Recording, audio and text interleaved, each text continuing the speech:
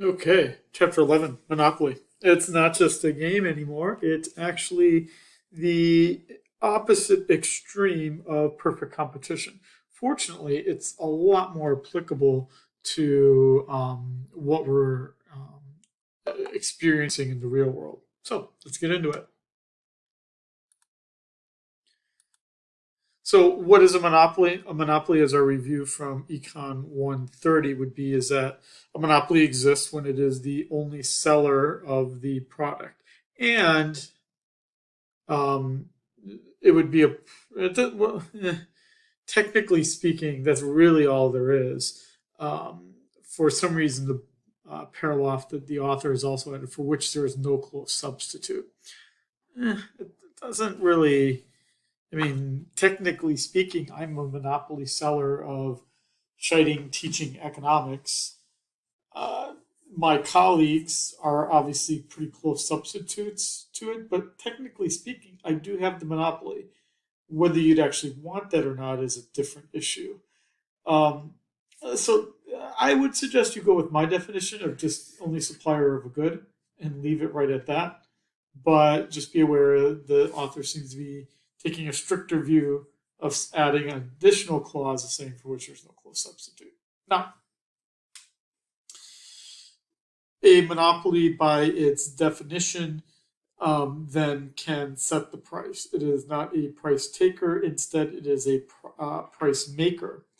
And just like any firm, we're going to see that it's how it makes a decision about how much to produce is going to be determined in the same way as it was for perfectly competitive firms, by the point at which marginal revenue equals marginal cost. So that rule is staying the same here.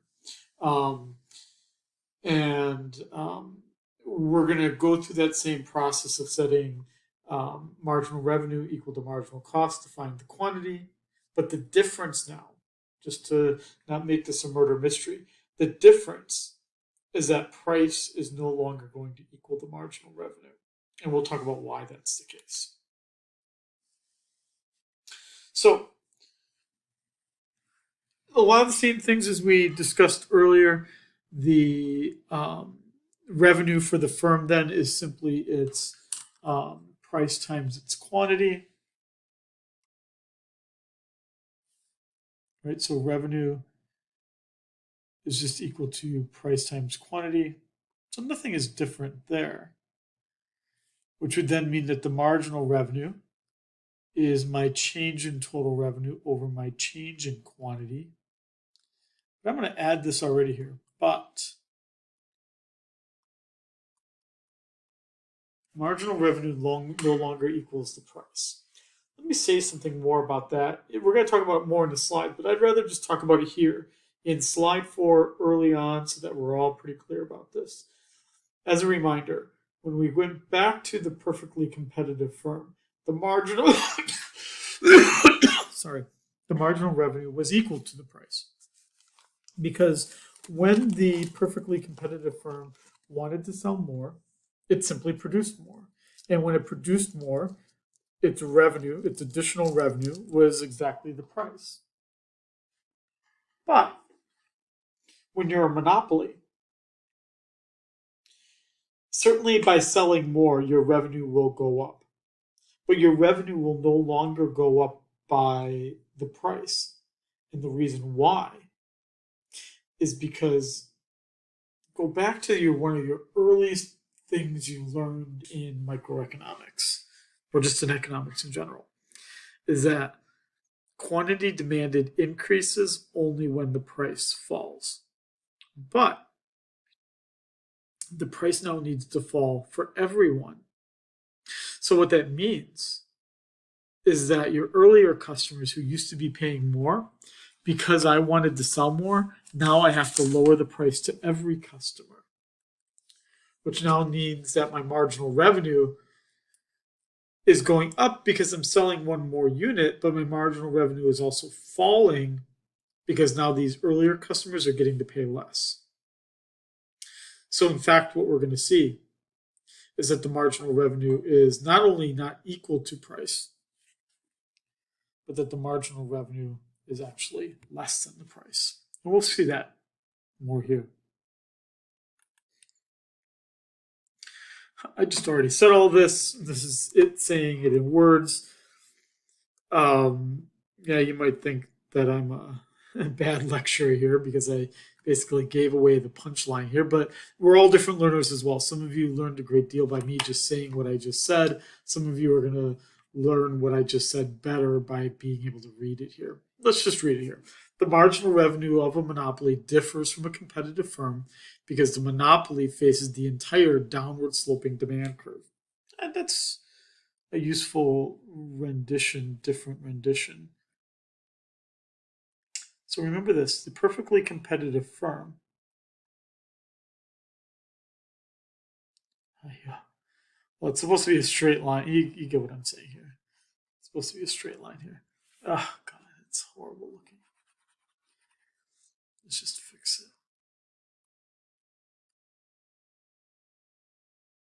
There we go.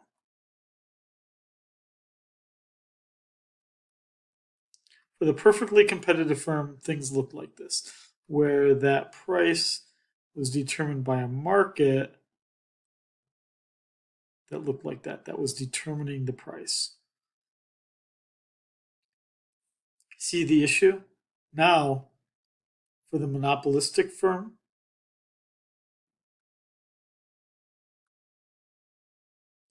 demand equals price, but we're going to see here that the marginal revenue is less than the price. Or you might remember that from Econ 130. So whereas the perfectly competitive firm looks like this, the monopolistic firm looks like this. And that's what you see then right here, that the marginal revenue curve lies below the demand curve at every positive quantity. And that's what you see that I've drawn right there.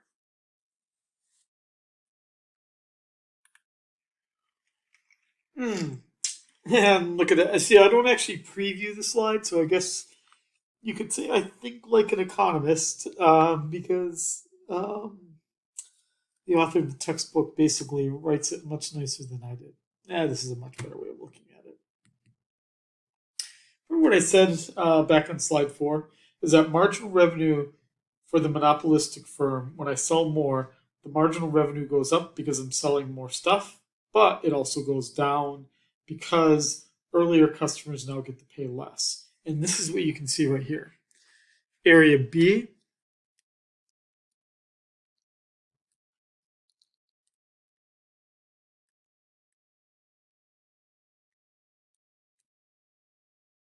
is this idea that my marginal revenue is going up because I'm selling more. In area C, my marginal revenue is falling because customers get to pay less.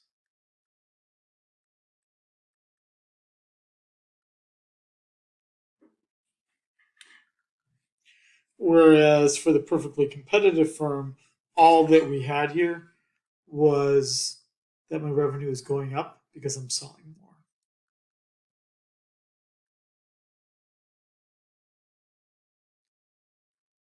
What it does is it highlights for you why, for the monopolistic firm, why marginal revenue must always be less than price. Because it's always going to be going down a little bit because um, uh, customers get to pay a little bit less.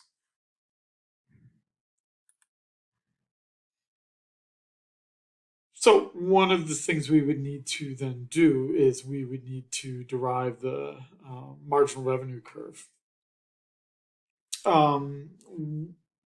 What that would consist of here is both capturing the revenue going up because I'm selling more and that additional price that's earned from selling more, but also from a negative standpoint, the fact that, so right, this part here is negative, or it's that area, what was that, area C?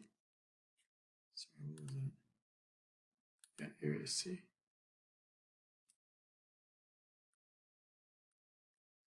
Is the fact that my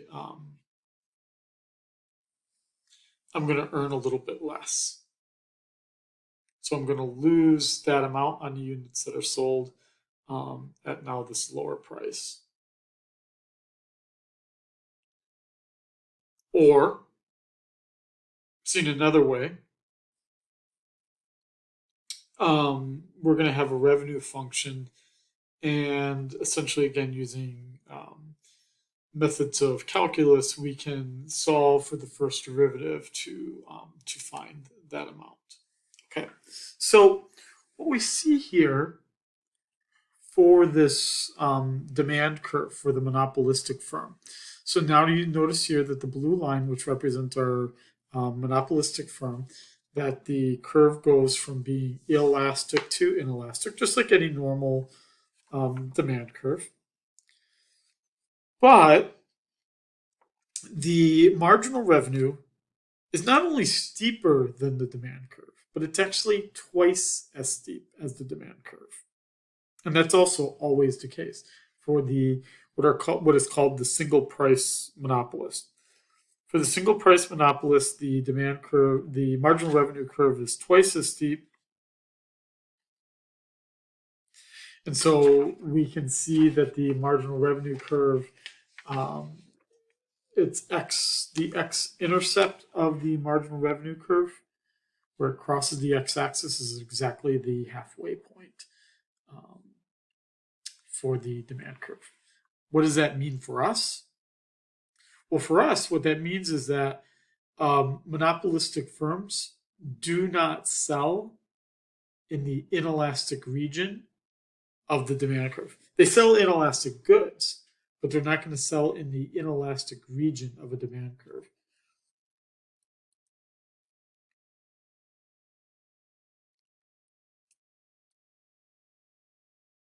Let me just write that out here.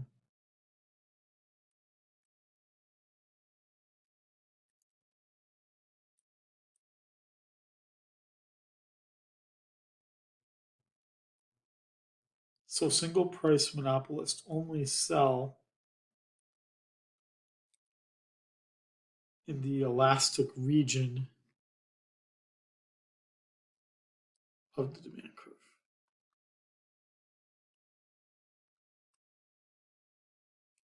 Okay. And so then we can try to work on this here. So this is going to especially highlight why inverse demand curves are so important if you remember back to having inverse demand curves. So this inverse demand curve, all that it does again is algebraically switches the P and the Q such that Q is now on the determinant side, on the left side of the equation. So what does that mean? This here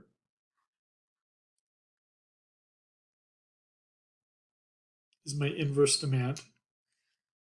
But what does it also mean? It means that my marginal revenue curve is 2 times as steep. Huh, interesting you should say that, Scheiding. Because what does that mean? Well, essentially what it means is that now my slope function now instead is -2, which we can see right here. Meaning that my marginal revenue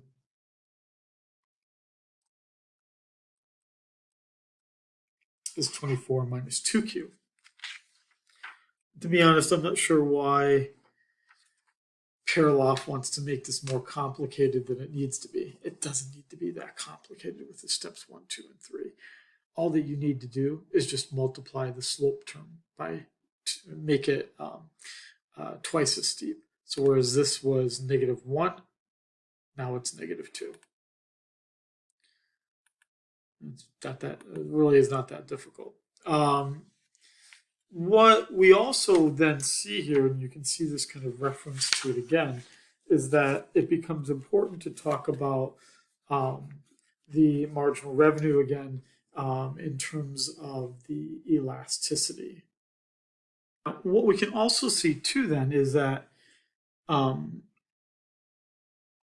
figuring into the marginal revenue, remember there's an area B and an area C. The area B is what I get from, let's go back to here, Area B is what I get by selling to more consumers, but area C is the fact that um, by selling to more consumers, the price has to go down. The question would be is how much, right? If I want to gain 1% more customers, how much do I need to lower the price by? What's that going to be determined by?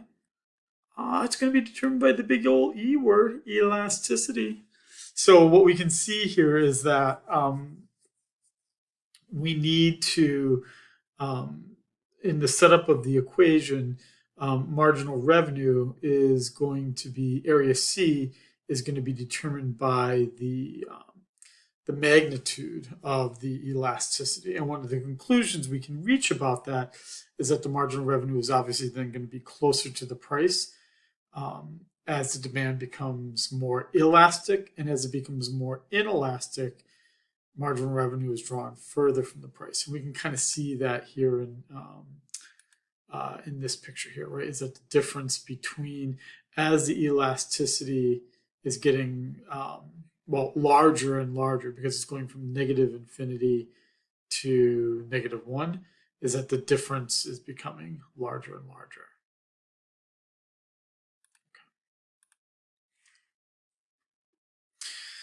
And then again, the conclusions we can then reach is that at the point where we are at unitary elasticity, -1, then our marginal revenue is 0, meaning that that's where the marginal revenue curve is crossing the x-axis, that the marginal revenue is equal to 0. The y-intercept would be where it's equal to price. So that would mean when it's perfectly elastic, or in other words, that it is right here, perfectly elastic, then marginal revenue does equal the price, but only at that one small moment of time. Otherwise, the marginal revenue again is less than the price.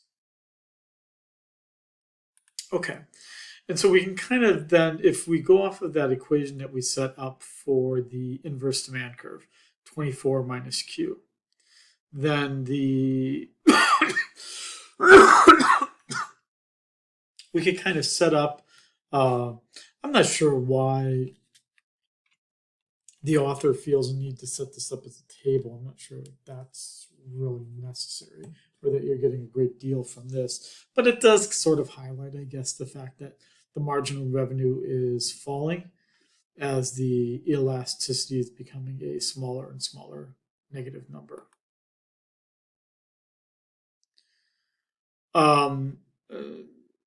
Not to make your life even more confusing, there's no reason why the firm would be even operating over here. Why would they sell more if the revenue is going to go down? So firms are not, I mean, just to highlight here why this would be dumb.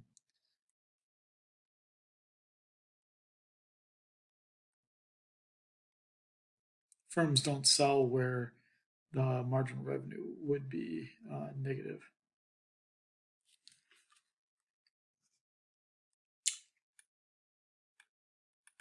Okay, so this now turns us back to this idea then of like, let's determine then the price and the quantity for this firm. The firm, the monopolistic firm, just like the perfectly competitive firm, is going to have the rule of marginal revenue equals marginal cost. But again, the difference is that marginal revenue is less than the price for the monopolist.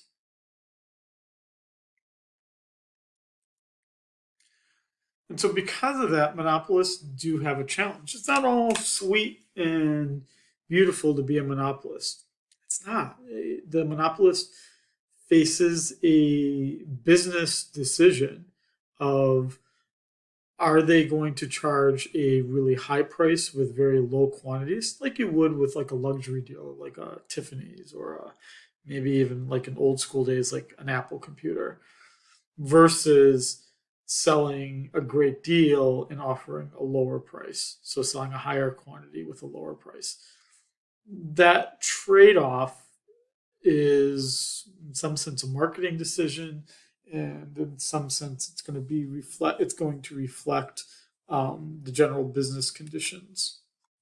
So here we've got let's just make this a little bit bigger here. Here we've got then our demand curve with our marginal revenue curve twice as steep, as you can see here. We're going to set our marginal revenue curve equal to our marginal cost. So we're going to identify this point here. And that's going to determine how much we're selling.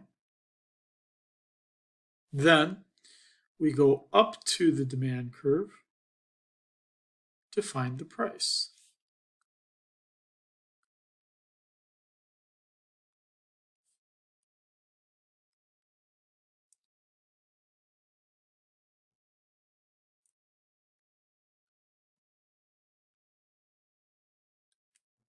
And that's what we would do right here. So we go from this quantity, we go up to the demand curve to find the relevant price. And what we can see,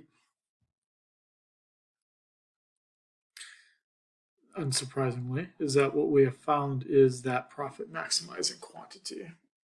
Again, you wouldn't sell anywhere over here because at that point, you're losing money. You have negative profit.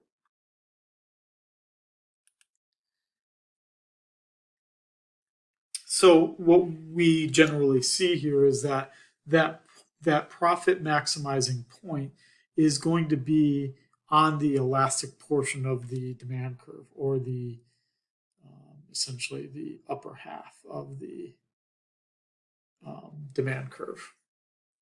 And as I said, never operates in the inelastic portion, meaning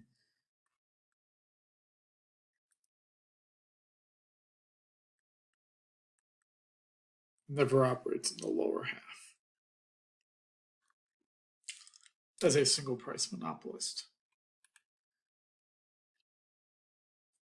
So what would that mean? It would be better for that firm to shut down. So just like the perfectly competitive firm, there is a shutdown point. And just like the perfectly competitive firm, we're going to see that emerging at the point where its average variable costs are not even being met. Because at that point, you would have to ask yourself, well, what's the point of operating? And then in the long run, not only do I have to meet all of my average variable costs in the short run, but obviously I also need to cover my fixed costs. So the shutdown decision for the perfectly competitive firm, it's not that much different than it is for the single price monopolist. So let's look at this in terms of a concert. It sounds so old-fashioned. It's like a rock concert. So the question would be: is how do you price that kind of thing? Obviously, if I charge more, I'll get more money, but then the stadium capacity might not be reached. If I charge a low price, then the concert will sell out.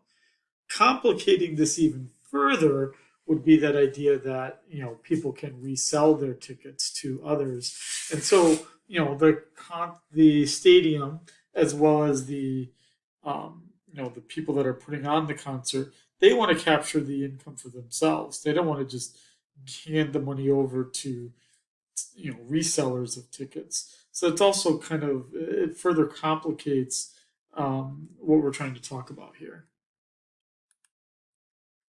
Okay, so the idea here would be how do you choose things here? Do you in this case here, if we have to set the price, you really just need to do it's not as complicated as you think it is. What we really just need to do is we need to focus on determining our demand curve for our product.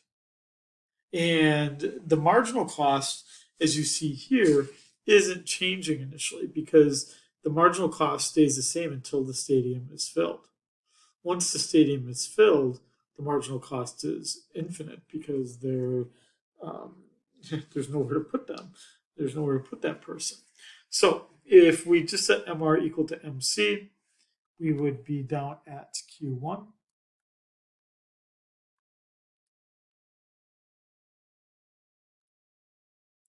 And then we would go up to the demand curve to find the price, P1 at A. And so we'd operate at point A, which is on the elastic portion.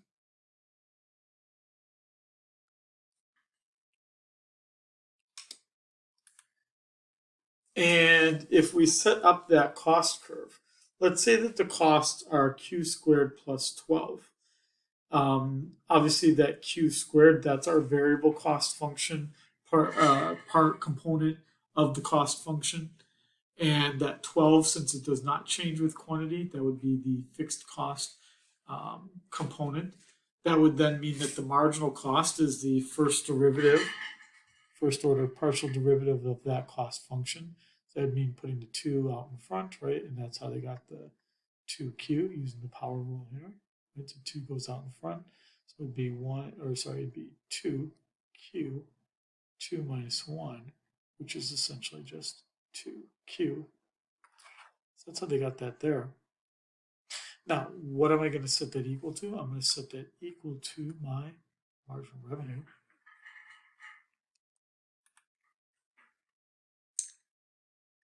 Sorry, here's my average variable cost. Maybe average variable cost would just be that Q squared component divided by Q, which is just Q. But let's go back here. So they're using that same, remember the inverse demand curve was P equals 24 minus Q. So that's why we said the marginal revenue is equal to 24 minus 2Q. So that'd mean that 24 minus 2Q is equal to 2Q.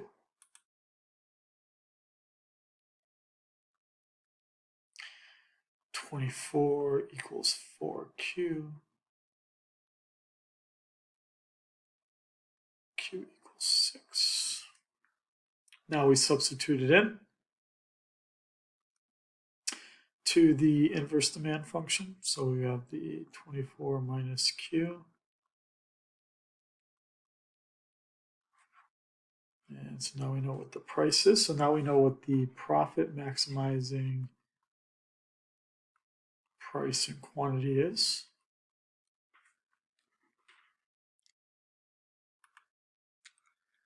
And then from that, we need to find out what the average variable cost is. So the average variable cost was equal to Q, which that meant it was 6. And if we wanted to find out what the average total cost would be at that point, it would be 6 plus the fixed cost of 12 divided by 6, right? Because this component here, this is my average variable cost. This is my average fixed cost, which all of it equals 8. Compare that to my price of 18, and I'm looking good. I'm making a profit. So again, just average cost equal to average variable cost plus average fixed cost, which was equal to 6 because we found previously that AVC was equal to Q right here.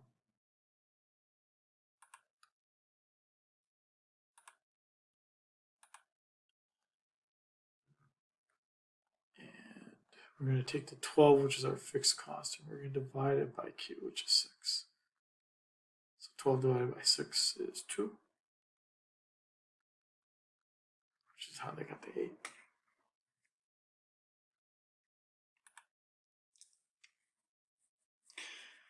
And then we've got just another example here where they're looking at it for iPads. I'm just going to skip that for now. Just you can look at it on your own time.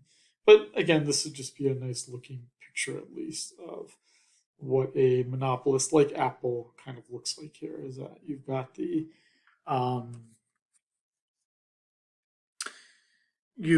the marginal revenue curve twice as steep as your demand curve, and you would set your MR equal to your MC to find your quantity and your price.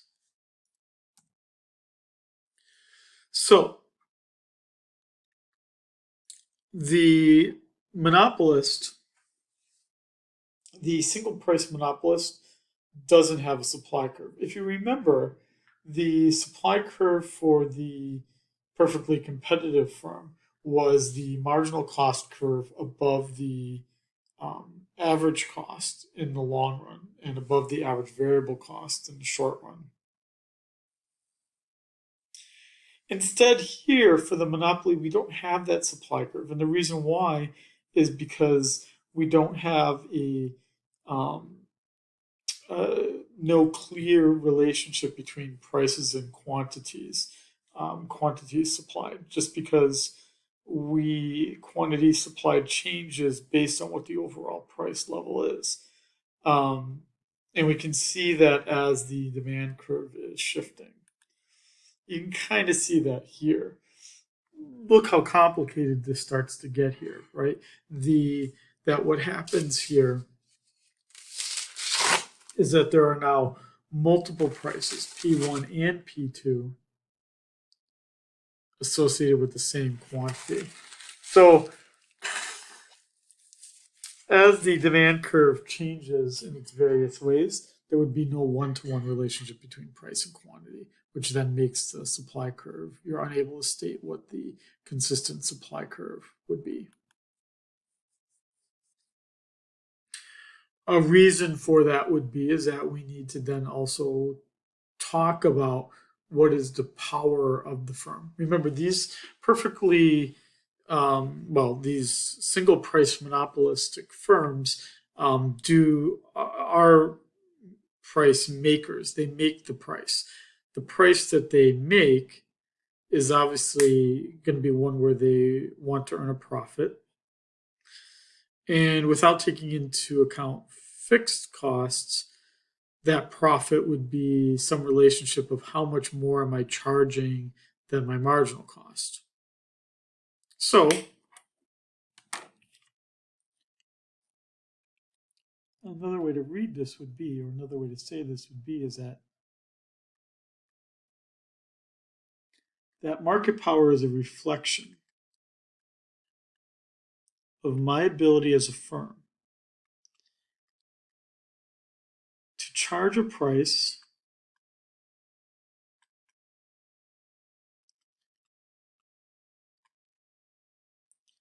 that is higher than the marginal cost.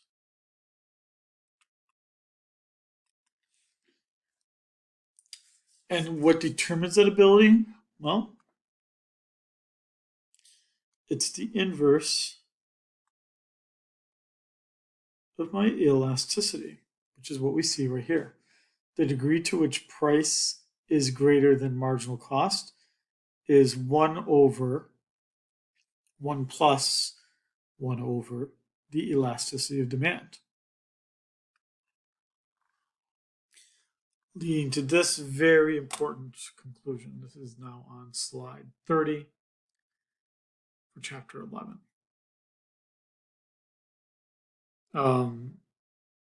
A pretty important conclusion from this, that my ratio of my price to my marginal cost, or the difference between my price and my marginal cost, is coming from my elasticity of demand. And we can kind of see this all being set up here. Economists have a term for this where they're specifically looking at that difference between price and marginal cost, and that's called the Lerner index, which is my price minus my marginal cost over the price is equal to 1 over the elasticity of demand. Economists really like this Lerner index, so let's talk about this. Again, that Lerner index is my difference between price and marginal cost. This is kind of like when you watch, like shows like Shark Tank and whatnot, and they're, selling a $30 item and their cost of business is like 36 cents, right? And you're like, dude, they're selling it for $30 and it's only costing them 36 cents. Well, why are they able to charge such a high price? Well, it's got something to do with their Lerner index, which again is 1 over our elasticity of demand. And it's a good shorthand way of indicating to an economist how powerful, how much market power that monopolistic firm has. So that Lerner index is going to go from 0 to 1. And we can kind of see that here. That the most monopolistic of the Lerner index is highest where it is more elastic, or sorry, where it's where the elasticity magnitude is lowest in absolute value terms, and where it's most elastic, negative infinity, so this would be the upper left-hand side of the demand function, that's where we get our Lerner index of 0. So in other words,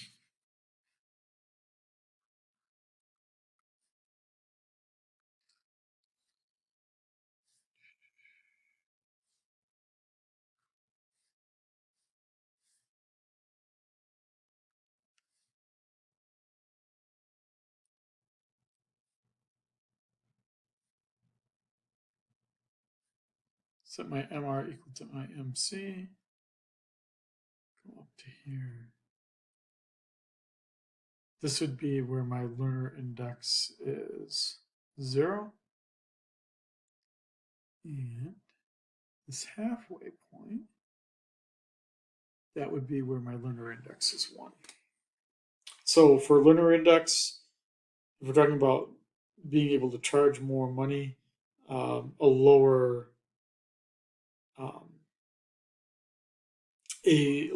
Lerner index number is better. It reflects the fact that I'm able to it reflects the fact that I'm able to charge more. So if you're a good single price monopolist, one of the things you would then focus on is knowing what is your Lerner index number. Airlines would do this, for instance, if they have a monopoly on a certain route. Certain Apple knows what their Lerner index number is as a company that's selling phones in a monopolistic environment. And so with that given information, what is it selling it for? What's its marginal cost? We can see that we just plug that information in and solve for it. And from the Lerner index number, we can also calculate what the elasticity number is. So it just takes a little bit of algebra to backwards calculate that thing.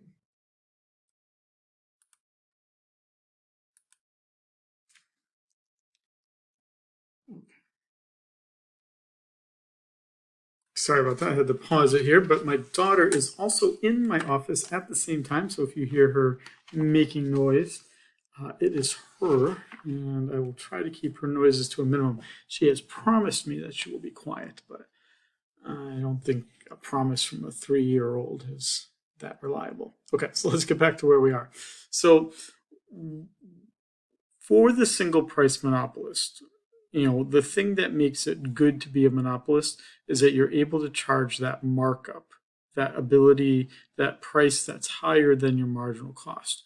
Well, what determines that level of difference, right? What's determining how much of an overage you can charge over your marginal cost? That all comes down to its market power. And what we see is that for a firm that where the demand curve for the firm is more elastic, what we're going to see is that these firms either are going to be selling a product that has more substitutes, that more firms are going to be entering the market that are going to be selling the same product, or firms that, if it's a service and not a product, if it's a service, that more firms are going to locate closer to the firm and offer the same service. So, what a monopolist then has to do is it has to do things to try to stop these things from happening, to be able to continue to charge the markup. So, how do you stop a firm from providing substitutes? Well, you patent it, right? How do you stop a firm from selling the same product or moving closer to you? You find ways to stop others from moving closer to you. So, right, so for instance, an airline can buy all the available gates at the airport, or a company can buy up all the key product that's provided by a supplier. And all of those things are good if you're the producer, but they're bad for us as consumers, as we know. And that's primarily the reason why the government, at least in the United States and especially in Europe, tends to get involved and doesn't tend to want monopolies to exist. Because what monopolists have an incentive to do is they have an incentive to restrict output of the product. And so because they restrict output of the product, what is then created, the height of that, or the amount of difference to which it deviates from the perfectly competitive quantity, is the height of our deadweight loss triangle. And we can see that in this graph here. So let's make this a little bit bigger here and talk about this. Right, so we're going to set marginal revenue equal to marginal cost. It's going to be right there. So we're going to produce 6, and then we go up to the demand curve to find the price. We're going to charge 18. So the monopolist will produce 6, and they will charge 18. But had this been a perfectly competitive firm,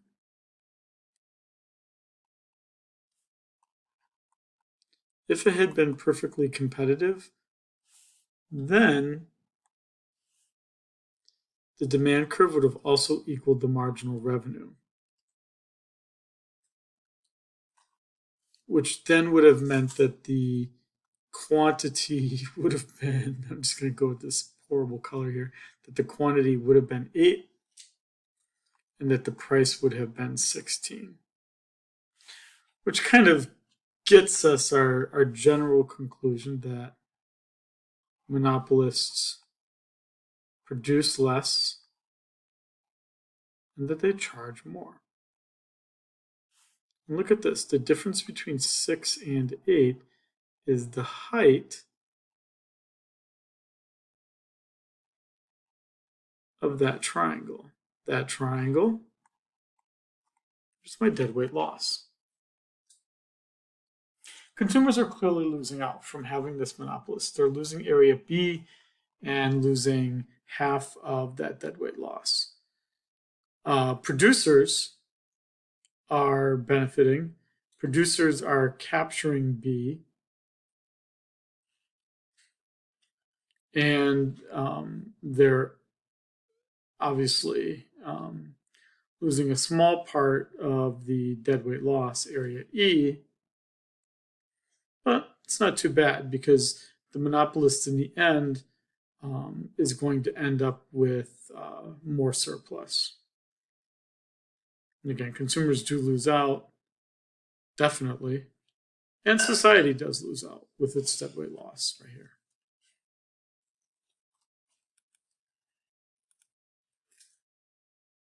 Now, what about taxes charged by a monopolist? Let's look at that just as an example here. So remember, with the taxes, there is going to be a deadweight loss that's generated. This was one that looks to be the legal incidence of the tax is on the seller. So the seller is the one that's remitting this $8 tax. And what it does is it reduces the quantity. So now my marginal revenue equals marginal cost is going from here to here. So my quantity is being reduced. The price is going from 18 to 20.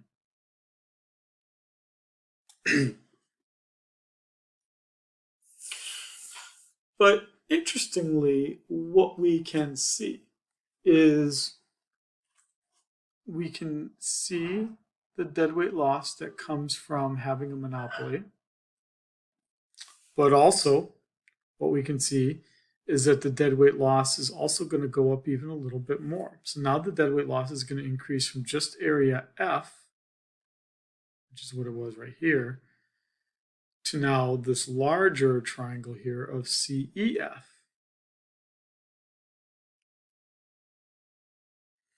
The monopoly, which used to have areas D, E, and G, is now only going to have areas B and D. So the producer is going to lose out on some surplus by area G. Why is G important? Well, G is actually going to be going from producer surplus to taxes that go to the government. So now you've got a whole bunch of parties that are opposed to taxes imposed on the monopoly. Governments will do it because they want the money, but producers lose out, consumers lose out, and you generally don't see, for most monopolies, you don't see taxes being imposed. At least if the product can be classified as a monopolistic industry, such as pharmaceutical drugs, which are typically not taxed on a state level, or electricity, for instance, water, natural gas. All these things are typically not being taxed because you really do lose out on almost everyone loses out in that kind of situation. So it leads us to this kind of just general question then of, well, why do we see monopolies in some industries and not in others? Well, sometimes the government creates the monopoly, like electricity, like natural gas, like the water company. We used to have a monopoly for telephones. We used to have just AT&T, and the government then broke up that monopoly. We used to have a monopoly. Well, we used to have monopolies for electricity. Some places still do, but in other places, the monopoly that electricity companies has is now open to competition. But you also have some times where the firm has a cost advantage over other firms. So these are what we call natural monopolies. So in these cases here, it makes sense to have only one firm providing that product because it makes the cost the lowest. So yes, the government allows, for instance, here in Hawaii, allows Hawaiian Electric to have a monopoly over providing electricity. And it does that because electricity falls under a natural monopoly where the costs are the lowest for that firm. And why would that be? Well, for instance, for electricity being delivered, you typically have to have a very expensive infrastructure, right? All these power lines, power generation areas, etc. And so because it's so expensive, you generally just let one firm do those things. Or you have a monopoly that exists for cost reasons, because it's providing a product that is essential, and we need to make sure that that product is reliably delivered. So again, it could be something like the water company, but uh, even something like communications, like telephone service and whatnot. And so that's what we see here. In our natural monopoly, we have our situation where the one firm is providing the entire market supply, and it's doing it because it could provide it at a lower cost than all of the firms combined. So it is true that our electric, as expensive as it is in Hawaii, would actually be more expensive if multiple firms were competing on that product. And so we would see that basically our description here is that the single price monopolist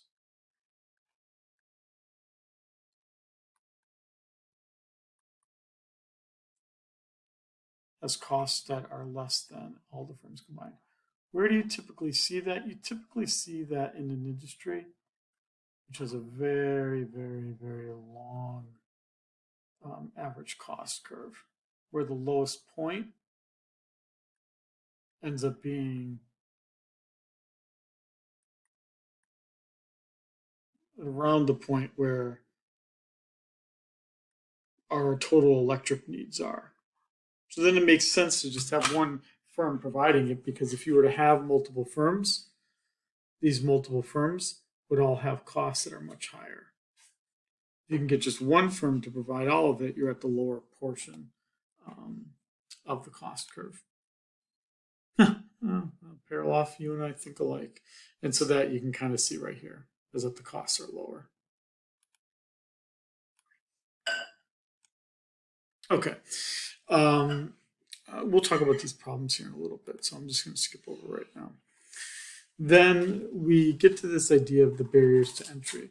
When the government creates a barrier to entry, so for instance, with something like a patent, or for instance, where the government, when it created, for instance, the Postal Service, only the Postal Service has access to mailboxes and can handle first class mail.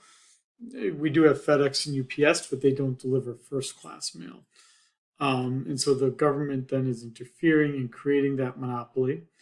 The challenge that's typically created, though, is that these firms, like the Postal Service, doesn't have an incentive to innovate and be better. Patents, again, are where that government stops other firms from competing in the market, and it's supposed to give an incentive for firms to invest in research and technology to be better. But you obviously have to weigh the innovation that comes from a firm investing in research and development against the idea that once that firm has a monopoly, there will be a deadweight loss. To put it in other terms, we give the Pfizers or the Modernas of the world an incentive to develop a COVID vaccine. But had we just let those companies charge whatever they wanted to, they would have developed the vaccine and then charged a really high amount, and there would have been less consumers buying it, thus creating a deadweight loss, which you can kind of just see here. Right? You get that deadweight loss, which again then becomes a reason for not having, this way. So you got one for Botox, thing that's supposed to make you look younger. So the only other thing you can then do is that, because again, there's some, as I'm kind of describing here, there's some advantages to having a monopoly. So the only then other way you can do this is you can try to intervene, and you can try to create a situation where the prices are closer to the competitive price. Um, we do this to some extent. Don't think they're going to use this as an example. I don't think. Let me just look here in the slides here. No, they don't. So I'm going to use this as my example. They do this with colleges, for instance. So obviously here at we have UH Manoa has a monopoly on public higher education.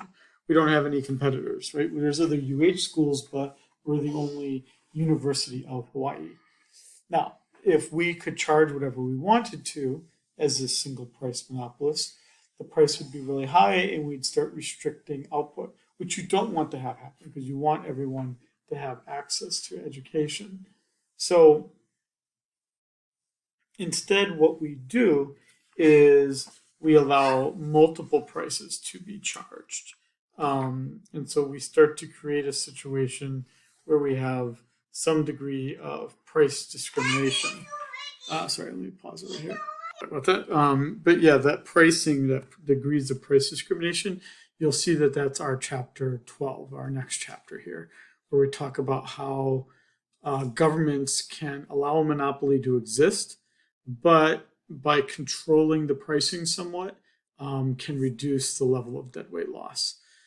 And alternatively, what we can do is we can regulate prices like we see, for instance, with Hawaiian Electric. We can make them tell us what their costs are to doing business, and we can basically require them to not act like single price monopolists. So we tend to see some degree of price regulation on natural monopolies. And that's what we kind of see here, is that if we let the monopolists charge whatever they want to, they're going to charge, it's not going to be here, they're going to charge price EM, and they're going to charge $18 a price, $18. But if they are allowed to charge $18 without regulation, what we can see is that the deadweight loss would be area CE. Oh yeah, how did I do that? they would charge area CE. Right? So if they're unregulated, the deadweight loss will be pretty significant, which if it's something like electric, that would mean that you'd have some people with no lights on, no refrigeration. You don't want that situation. So what we do is we regulate them.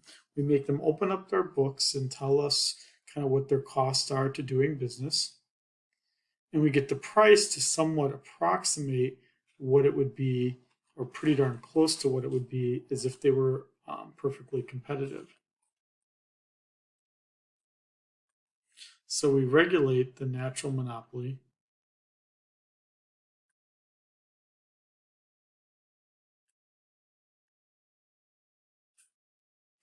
by having the marginal revenue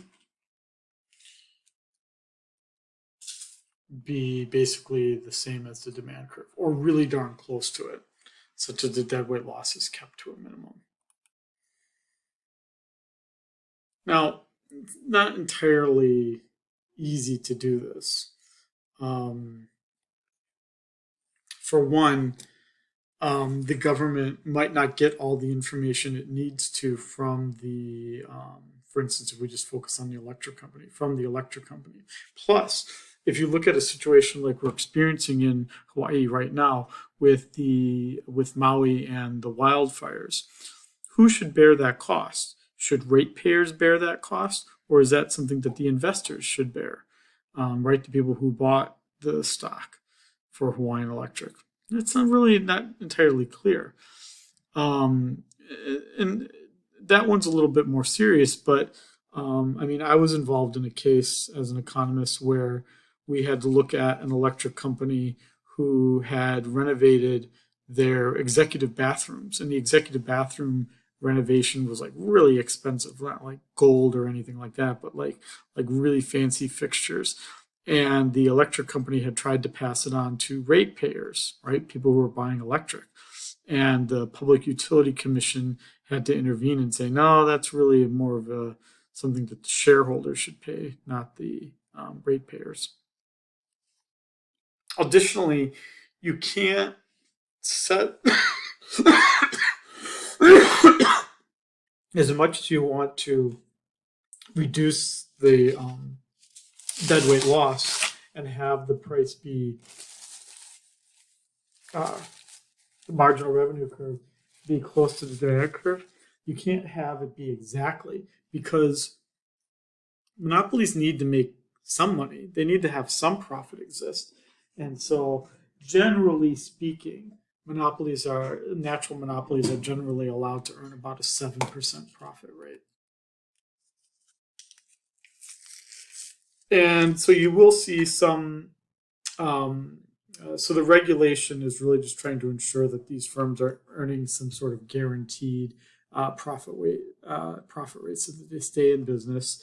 And you're going to regulate that price such that they stay in business. There's some deadweight loss, but the deadweight loss is kept to a minimum.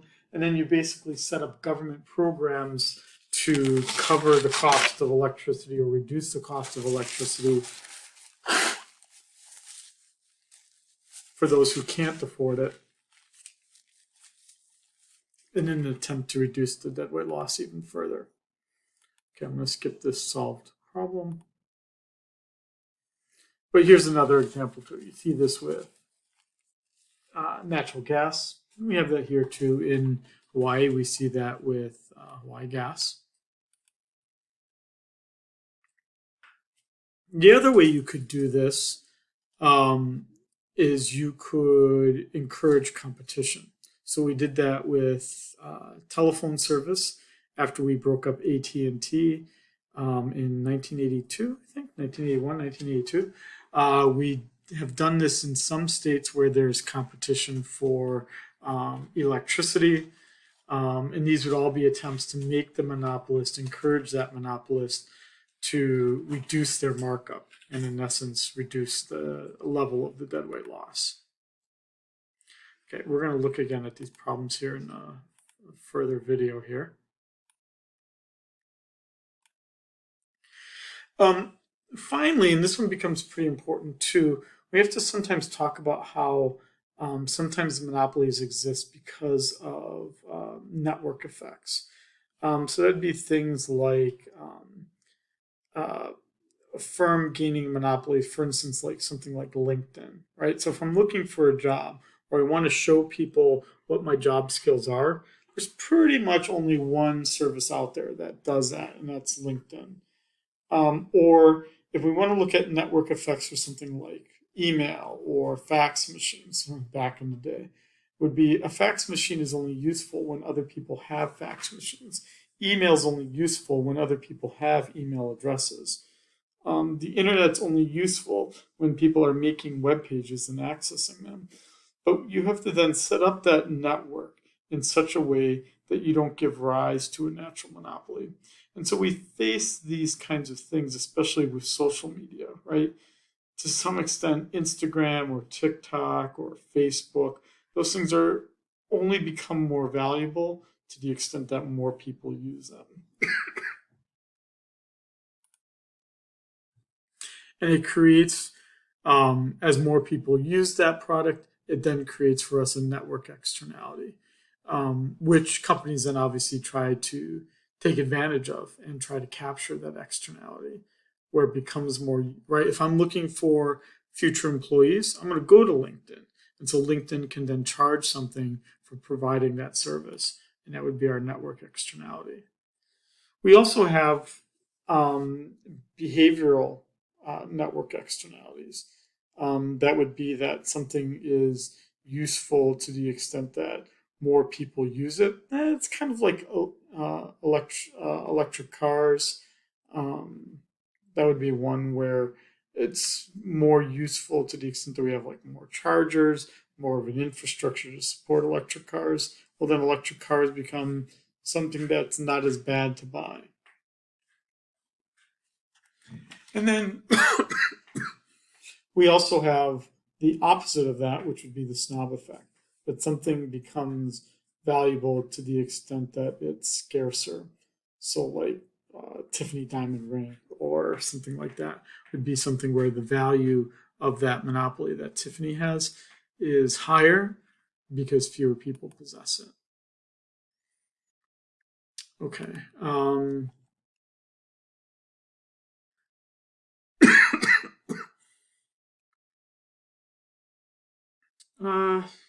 going to skip this 2 period model thing just to talk about different levels of pricing. I'm going to pick that up actually in the next chapter just to keep this lecture to a reasonable length.